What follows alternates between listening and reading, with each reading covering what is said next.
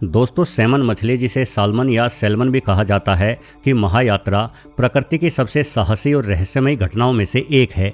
ये मछलियां अपनी यात्रा प्रशांत महासागर के विशाल विस्तार से शुरू करती हैं और उत्तरी गोलार्ध की बर्फीली नदियों तक जा पहुंचती हैं, जहां वर्षों तक समुद्र के खारे पानी में रहने के बाद जब सैमन के भीतर प्रजनन की पुकार जगती है तो वो हजारों मील दूर ठीक उसी स्थान की ओर निकल पड़ती है जहां उनका जन्म हुआ था। यानी सैमन अपना जीवन जीना तो समुद्र में पसंद करती है, परंतु प्रजनन हेतु ये ठंडे और मीठे पानी के नदियों को ही चुनती है। कोई नहीं जानता कि ये मछलियां ऐसा करती क्यों हैं, पर वैज्ञानिक बताते हैं कि सैमन अपने जन्म स्थान के पानी में मौजूद विशिष्ट रसायनों और मिट्टी की गंध को अपने मस्तिष्क में हमेशा के लिए दर्ज कर लेती है और सालों बाद इसी गंध का पीछा करते हुए वापस अपने जन्म स्थान पर पहुंच जाती है।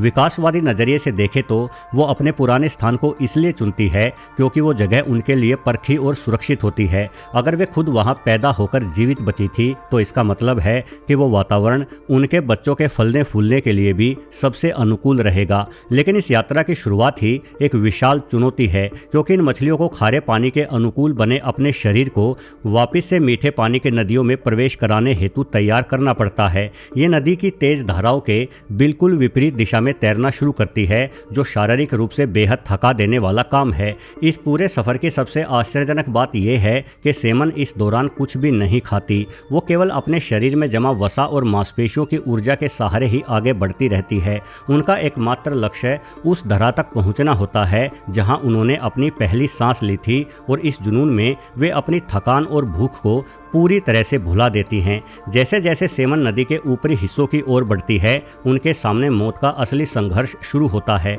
उन्हें न केवल पानी की तेज लहरों और चट्टानी रास्तों का सामना करना पड़ता है, बल्कि कई ऊंचे झरनों को पार करने के लिए हवा में लंबी छलांगें भी लगानी पड़ती है, और यही मौत उनका इंतजार कर रही होती है।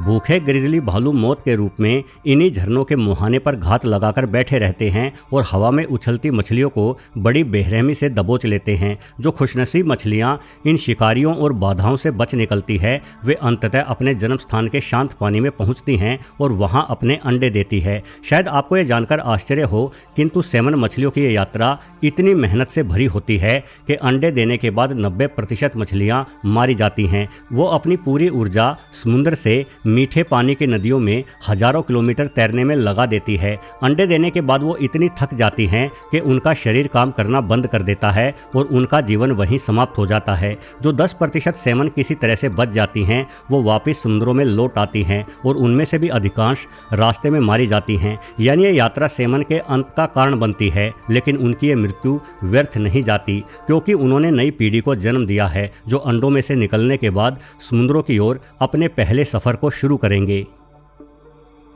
सेरेंगेटी का यह महाप्रवास केवल जानवरों का एक स्थान से दूसरे स्थान पर जाना नहीं है, बल्कि ये धरती पर जीवन के सबसे बड़े संघर्ष और जीने की तीव्र इच्छा की महागाथा है। तंजानिया के विशाल मैदानों से केन्या के मसाई मारा तक की ये लगभग 800 से 1000 किलोमीटर की अंतहीन यात्रा प्रकृति के एक अटूट चक्र पर टिकी है। लगभग 15 लाख विल्डबीस्ट, 2.5 लाख जेबरा और हजारों गजेल्स मिलकर एक ऐसा जीवित सैलाब बनाते हैं जिनके खुरों की धमक और धूल का गुब्बार मीलों दूर से महसूस किए जा सकते हैं। ये सफर ताजा घास और पानी की तलाश में शुरू होता है, जिसमें ये जीव बादलों की गड़गड़ाहट और बारिश की गंध का पीछा करते हैं। लेकिन उनका मार्ग फूलों की सेज नहीं है। रास्ते भर शेर, तेंदुए और लकड़भग्गों जैसे शिकारी इन विशाल झुंडों का साए की तरह पीछा करते हैं। जरा सी चूक या कमजोरी का मतलब मौत होता है। इस पूरे सफर का सबसे रोमांचक और रूह कपा देने वाला क्षण तब आता है जब यह हुजूम उफनती हुई मारा नदी के तट पर पहुंचता है। यहाँ की खड़ी फिसलन भरी ढलानें और पानी के भीतर घात लगाए बैठे विशालकाय मगरमच्छ साक्षात यमराज की तरह प्रतीत होते हैं। घंटों तक किनारे पर संशय और भारी डर के बीच खड़े रहने के बाद जैसे ही कोई साहसी विल्डबीस्ट लहरों में छलांग लगाता है, वैसे ही पीछे हजारों जानवरों का एक बेकाबू समूह मौत की परवाह किए बिना पानी में कूद पड़ता है। नदी के भीतर मगरमच्छों के खूनी जबड़े, पानी की तेज धारा और एक दूसरे के ऊपर चढ़ते जानवरों के बीच मची अफरा तफरी का दृश्य रोंगटे खड़े कर देता है। इस भीषण संघर्ष में सैकड़ों जीव डूबकर या मगरमच्छों का शिकार बनकर काल के ग्रास में समा जाते हैं। लेकिन जो इस मौत के द्वार को पार कर जाते हैं, उनके लिए नदी के दूसरी ओर फैली हरी भरी चारागाहें जीवन का नया उपहार लेकर आती हैं। ये महाप्रवास सिद्ध करता है कि प्रकृति जितनी क्रूर और निर्मम है, जीवन जीने की इच्छा शक्ति उससे कहीं अधिक बलवान और अटूट है। दोस्तों, ऑस्ट्रेलिया के क्रिसमस द्वीप पर होने वाला लाल केकड़ों का ये प्रवास प्रकृति के किसी जादुई दृश्य से कम नहीं है। यहाँ मानो पूरी धरती ही एक जीवंत लाल कालीन में बदल जाती है। जब मानसून की पहली फुहारें मिट्टी को भिगोती है तो लगभग 5 करोड़ लाल केकड़े अपने बिलों से निकलकर एक विशाल मार्च शुरू करते हैं। अपने अस्तित्व की रक्षा के लिए केकड़े घने जंगलों को छोड़कर हिंद महासागर की ओर बढ़ते हैं। अक्टूबर से नवंबर माह में शुरू हुए इस सफर के दौरान जिधर भी नजर जाती है, सड़कें, गलियां और लोगों के आंगन, हर तरफ बस लाल केकड़े ही नजर आते हैं। ये सफर इन केकड़ों के लिए किसी अग्नि परीक्षा से कम नहीं है। तपती धूप में शरीर की नमी बचाए रखना और ऊबड़ खाबड़ रास्तों पर लगातार यात्रा करना उनके सर्वाइवल का सबसे कठिन इम्तहान होता है। उनकी इस जिद के आगे पूरा द्वीप थम सा जाता है। इंसान केकड़ों की मदद करते हैं। इन लाल यात्रियों को गाड़ियों के नीचे कुचले जाने से बचाने के लिए स्थानीय लोग सड़कों पर बड़े बड़े क्रैब ब्रिज बनाते हैं और कई मुख्य रास्तों को तो पूरी तरह से बंद कर दिया जाता है ताकि ये केकड़े बेखौफ होकर अपनी मंजिल पर पहुंच सके। इस यात्रा का चरम बिंदु समुद्र तट पर आता है जहां नर और मादा केकड़े मिलन करते हैं। यहां प्रकृति की सटीक टाइमिंग देखने को मिलती है। मादा केकड़े उच्च जवर के समय का इंतजार करती है ताकि वो सही समय पर ऊंची उठती लहरों को अपने अंडे सौंप सके।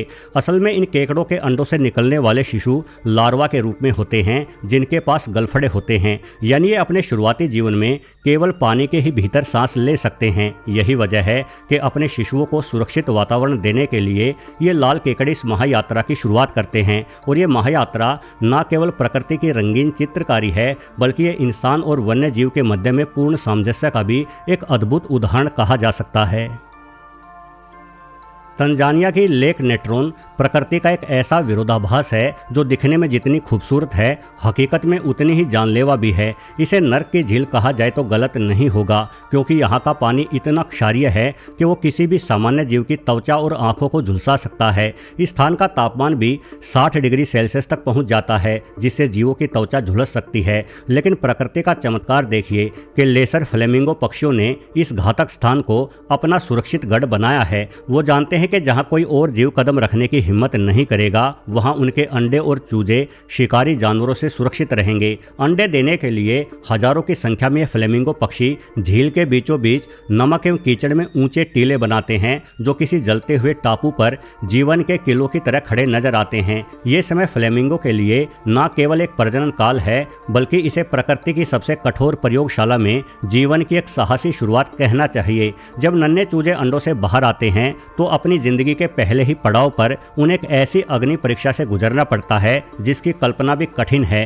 ताजा पानी और भोजन की तलाश में इन नन्हे जीवों को भीषण गर्मी का सामना करते हुए झील की सूखी और धारदार नमक की परतों पर मीलों पैदल चलना पड़ता है। इस तपती यात्रा के दौरान अत्यधिक नमक उनके कोमल पैरों पर जमा होने लगता है जो धीरे धीरे भारी नमक की बेड़ियों का रूप ले लेता है। ये बेड़ियां उनके हर कदम को बोझिल बना देती है। जो चूजे इस असहनीय भार और चिलचिलाती धूप का मुकाबला नहीं कर पाते वो अपने झुंड से पीछे रह जाते हैं और अंततः इसी नमक की दलदल के हाथों काल के ग्रास में समा जाते हैं। ये दृश्य हमें प्रकृति की उस निर्मम सच्चाई से रूबरू कराता है जहां जीवन जीने का अधिकार केवल उन्हें मिलता है जो हर बाधा को पार करने का अटूट साहस रखते हैं। आर्कटिक की जमती लहरों के बीच रहने वाले विशालकाय वालरस आज एक ऐसी त्रासदी का सामना कर रहे हैं जिसकी कल्पना भी रोंगटे खड़े कर देती है। सदियों से जीव समुद्र की तैरती बर्फ की चादरों को अपना घर और विश्राम स्थल मानते आए हैं जहां से वो आसानी से शिकार करने के लिए पानी में उतर सकते हैं। लेकिन ग्लोबल वार्मिंग के कारण जैसे जैसे सफ़ेद साम्राज्य पिघलकर सिमट रहा है, इन बेजुबान जीवों का अस्तित्व ही खतरे में पड़ गया है। जहाँ कभी मीलों तक बर्फ की चादर होती थी, अब वहाँ केवल गहराई और खालीपन ही नजर आता है। इस परिवर्तन ने हजारों वालरस को समुद्र के किनारे के उन छोटे और उबड़ खाबड़ हिस्सों पर शरण लेने को मजबूर कर दिया है जहां पर पैर रखने तक की जगह नहीं होती। यानी बेचारे इस जीव की यात्रा प्राकृतिक नहीं है बल्कि मानवों की वजह से बढ़ते प्रदूषण और तापमान की मजबूरी है। इन किनारों पर भीड़ इतनी भयानक होती है कि अपनी जान बचाने और शांति की तलाश में ये भारी भरकम जीव ऐसी खड़ी और पथरीली चट्टानों पर चढ़ने की कोशिश करते हैं जिस चढ़ाई के लिए उनका शरीर कभी बना ही नहीं नहीं था। इस पूरे मामले का सबसे हृदय विदारक और विचलित कर देने वाला दृश्य तब शुरू होता है जब ये जीव चट्टानों के शिखर पर तो पहुंच जाते हैं, परंतु भूख के कारण उन्हें वापस नीचे उतरना पड़ता है। जमीन पर वालरस की दृष्टि बहुत ही धुंधली होती है और वे ऊंचाई या ढलान के खतरे को समझ पाने में सक्षम नहीं होते। जब वो चट्टानों से नीचे उतरकर वापस समुद्र के पानी की ओर जाने की कोशिश करते हैं तो अपने हाथ एवं पैरों की कमजोर पकड़ के कारण फिसलते हुए सैकड़ों फीट ऊंची चट्टानों से सीधे नीचे पत्थरों की भांति गिरना शुरू हो जाते हैं। एक के बाद एक इन विशालकाय जीवों का ऊंचाई से गिरकर चट्टानों से टकराना किसी सामूहिक नरसंहार जैसा प्रतीत होता है। ये नज़ारा केवल एक दुर्घटना नहीं है, बल्कि इंसानी लालच से बिगड़े पर्यावरण का वह परिणाम है जो बेकसूर जीवों को तड़प तड़प कर मरने को मजबूर कर रहा है। ये दृश्य हमें चेतावनी देता है कि यदि प्रकृति का संतुलन इसी तरह से बिगड़ता रहा तो विकासवाद की दौड़ में ये मासूम जीव यानी वालरस हमेशा के लिए पीछे छूट जाएंगे। आने वाले भविष्य में इन बेचारों की विलुप्ति तय है, जिसकी वजह केवल एक होगी, इंसान। वीडियो देखने के लिए आपका बहुत बहुत धन्यवाद।